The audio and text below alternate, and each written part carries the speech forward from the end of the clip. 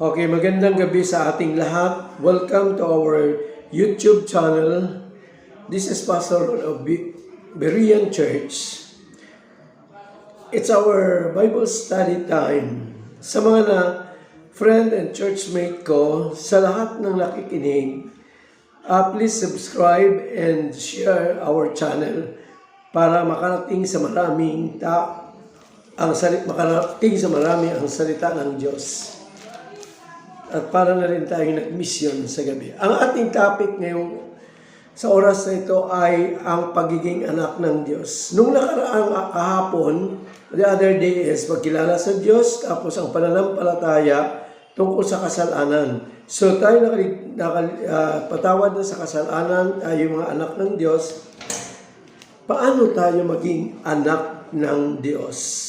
Okay.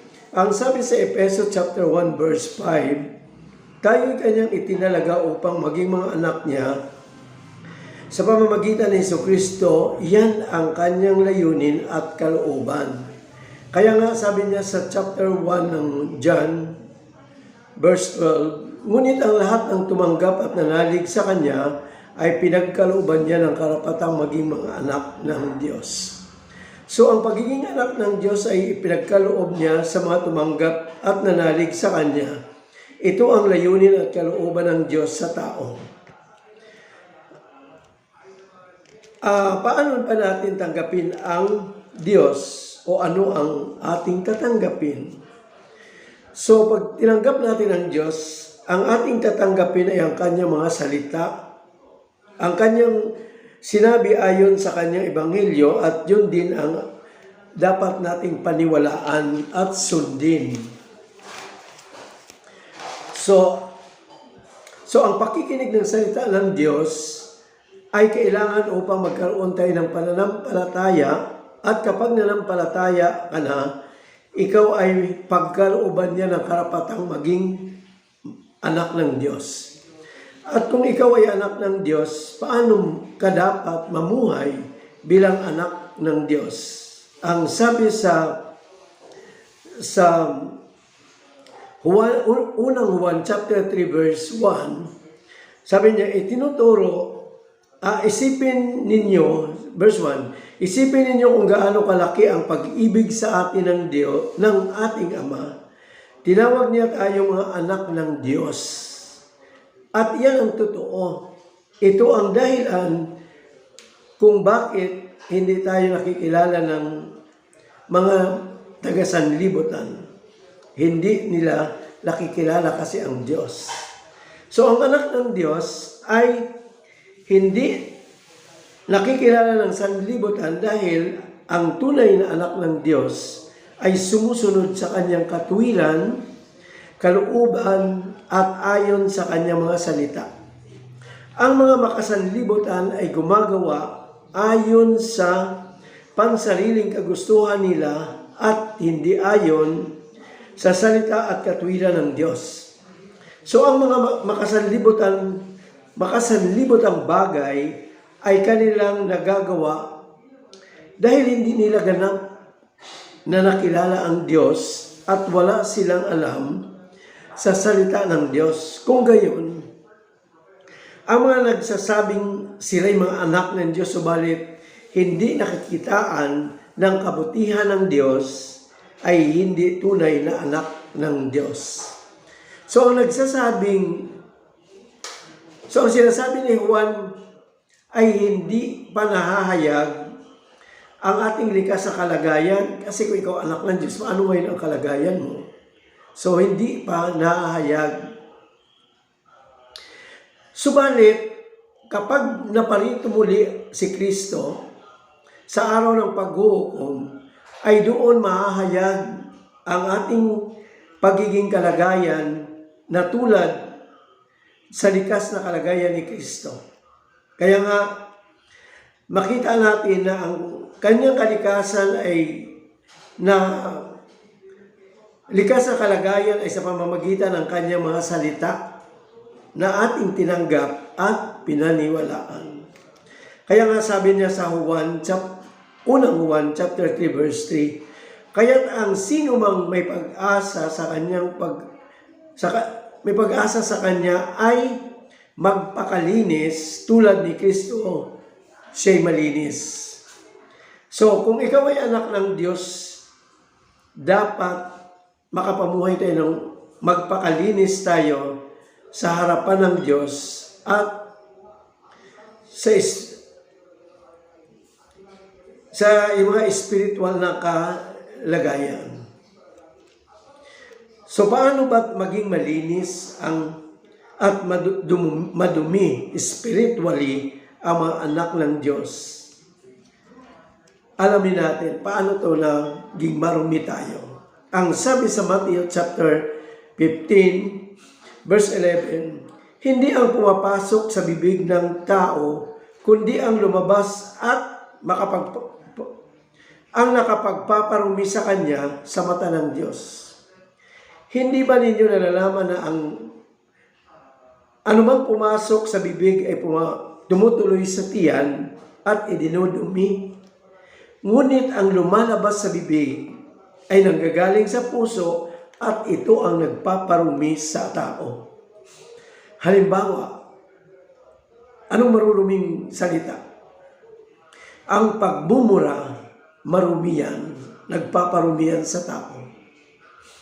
Ang halimbawa, mga maruruming mga salita, mga lalaswa na salita, yan ang nagpaparumi sa atin.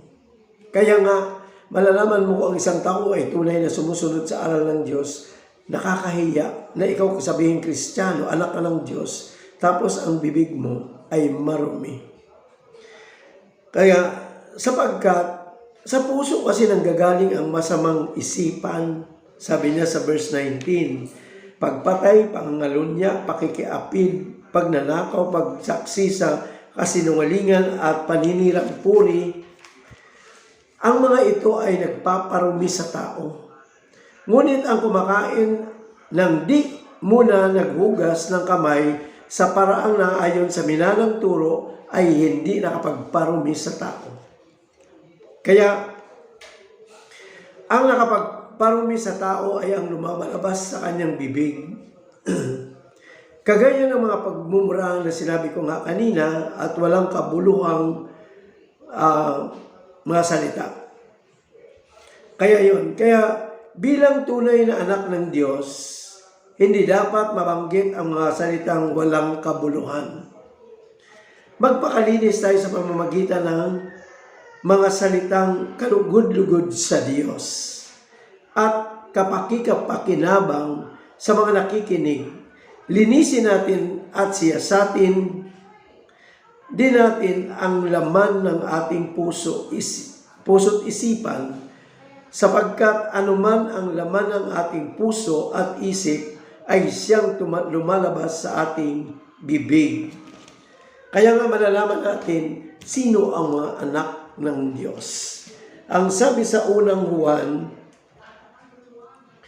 chapter 3, verse 9 and 10, ang sabi niya nga, at dito tayo magtatapos. Ang tinanggap ng Diyos bilang anak niya ay hindi nagpapatuloy sa pagkakasala, sapagkat siya ay may bagong buhay na galing sa Diyos. At yamang ang Diyos ang ama niya, hindi siya maaaring magpatuloy sa pagkakasala. Dito makikilala kung sino ang anak ng Diyos at kung sino ang anak ng Diablo. Ang anak ng Diablo ang sino mang hindi gumagawa ng matuwid at hindi umibig sa kanyang kapatid ay hindi anak ng Diyos. Purihin ang Diyos at makita natin na ang pagiging anak ng Diyos ay sa pamamagitan ng pagkaloob ng Diyos sa isang tao, pagtanggap sa Kanya. Kaya ang sabi niya kanina, kung sino mang nanalig at manggap sa Kanya, ay pinagkakalooban niya ng karapatang maging mga anak ng Diyos. Bilang anak ng Diyos, ito ay karapatang ibinibigay ng Diyos sa atin. Kaya dapat tanggapin natin siya. Tanggapin natin ang kanyang mga salita at mga aral para tunay na ipagkaloob niya sa atin ang karapatan bilang mga anak ng Diyos. Amen? Purihin ang Diyos at tayo ay manalangin. Ama, maraming salamat sa paalala mo sa amin. Bini kung paano kami maging anak mo, Panginoon. Tunay nga, O Diyos, na ito ay mga aral na tinuturo mo pagkat hindi lahat ng tao ay anak ng Diyos. Yun lamang na tumanggap sa iyo. Lahat kami ay nilalang mo, subalit hindi lahat ay anak ng Diyos. At ang sabi roon sa aming nabasa sa unang Juan, chapter 3, verse 9 and 10, makikilala kung sino ang anak ng Diyos at kung sino ang anak ng Diablo. Kaya Panginoon, salamat dahil sa turo mong ito, nalaman namin kung paano kami maging anak ng Diyos. Kaya Ama, salamat at sa iyo namin ipinagkatiwala ang aming pag-aaral sa gabi ito. Sa pangalan ni Jesus na aming Panginoon. Amen and amen. Maiksi lang itong ating mensahe, pero every night mayroon tayo maiksi lang because dito ay naka-YouTube na tayo at post na sa YouTube, kaya kailangan sa lahat ng nakikinig at makapakinig, paki-share lang and subscribe para makarating tayo sa maraming tao, especially sa mga kasama ko sa church, na pag narinig niyo at nakita ninyo, paki-share lang para na rin tayong nag-mission. At ito ang ating layunin niyan sa mga panahong ito at nilobin ng Diyos. Amen. Maraming salamat sa inyo. Magandang gabi po.